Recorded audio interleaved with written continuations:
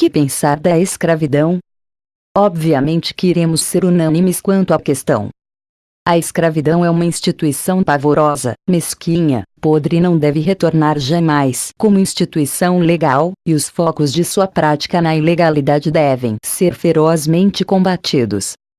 Temos um país miscigenado, onde todos são descendentes de brancos, negros, índios e até mesmo orientais. Só que em nossas escolas são ensinados certos equívocos às nossas crianças, que de tanto serem pregadas com grossa e convicta veemência, tomam ar de verdades absolutas e inquestionáveis. Uma que iremos listar aqui, nada mais do que a vitimização do negro escravo sob a tirania do senhor branco europeu. É óbvio que os negros sofreram com a escravidão, é evidente que os brancos os maltrataram e também é claro que houve opressão nessa instituição pavorosa no Brasil e em outros lugares nos quais ela ocorreu. Porém, vamos na contramão deste vitimismo exagerado. É sabido por todos aqueles que se interessam minimamente pela história mundial que a escravidão sempre ocorreu desde tempos remotos de nosso passado histórico. Desde as primeiras civilizações, a escravidão é um fantasma que assombra a humanidade. Temos indícios de escravidão em praticamente todas as culturas já estudadas, desde o norte da Europa até o sul da Ásia, passando pelas remotas florestas brasileiras e consequentemente as terras norte-americanas, antes da chegada dos europeus naquele local. A escravidão não é exclusividade da raça negra, da amarela, da branca, da vermelha etc. A mesma é uma exclusividade da raça humana como um todo. Quem foram os odiosos e tiranos? Os humanos. Quem foram os crápulas escravizadores? Os humanos. Quem impôs um jugo pesado ao ser humano, aparentemente mais frágil e menos desenvolvido? Seres humanos. Se pegarmos os anais da história, veremos como os seres humanos foram cruéis com os da sua própria espécie por serem fisicamente diferentes, politicamente contrários, mais fracos, menos desenvolvidos, menos poderosos, economicamente mais inferiores e por último, porém não menos importante, o lucro. Esses eram os principais motivos para tornar uma pessoa escrava. Tem-se referências claras para acrescentar que os negros também envolveram-se no negócio da escravidão, muitos deles, quando conseguiam a sua liberdade, ou podemos dizer alforria, corriam para o seio da escravidão, só que na condição de senhores. Alguns são famosos devido à cultura popular.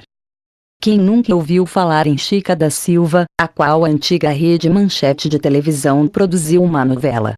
Chica da Silva teve sua alforria por parte de um homem chamado João Fernandes de Oliveira, homem próspero no negócio de diamantes, que se casou, ou como dizem outras fontes, tomou por concubina escrava de sua posse, e com o passar do tempo, Chica da Silva adquiriu grande renome em meio à sociedade mineira da época, tornou-se dona de muitas posses, adquiriu em várias ordens religiosas, e não o podemos esquecer, tinha muitos escravos.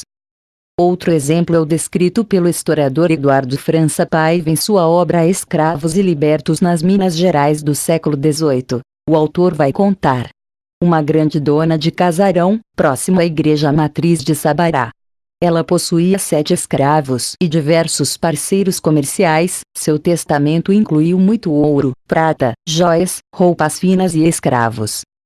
E o ídolo nacional, dono de um feriado e cultuado como mártir da liberdade negra no Brasil, Zumbi dos Palmares.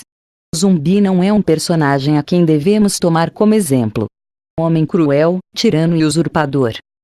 O grande herói negro nacional, simplesmente mandava sequestrar escravos em fazendas vizinhas para trabalharem forçados no quilombo de Palmares, sequestrava mulheres, realizava saques, terrorismo como mostra de poderio, e alguns afirmam, como o historiador americano Paul Lovejoy, em alguns casos, ele cometia a prática do infanticídio e até mesmo o canibalismo.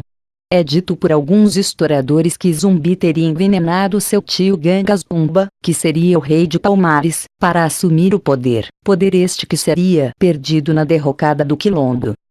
A verdade é, não existe raça coitadinha nessa época não tão distante do mundo, o que existe é o espírito de época.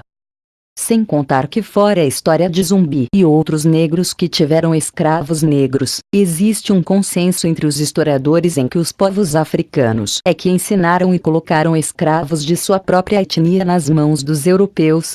As guerras aconteciam entre as tribos, e os prisioneiros de guerra eram vendidos como escravos por outros negros aos homens brancos. A escravidão era lucrativa, não havia um só homem que pregasse contra a mesma. Ideais de liberdade difundidos pela Revolução Francesa antes de 1789 seria um anacronismo de tempo. Qualquer um queria ter escravos do século XVIII para baixo. Era assim que se pensava, era assim que se vivia, era assim que era. Esse papo de dívida histórica é uma grande balela, nada corrobora para isso. Muitos povos foram escravizados, uns mais outros menos.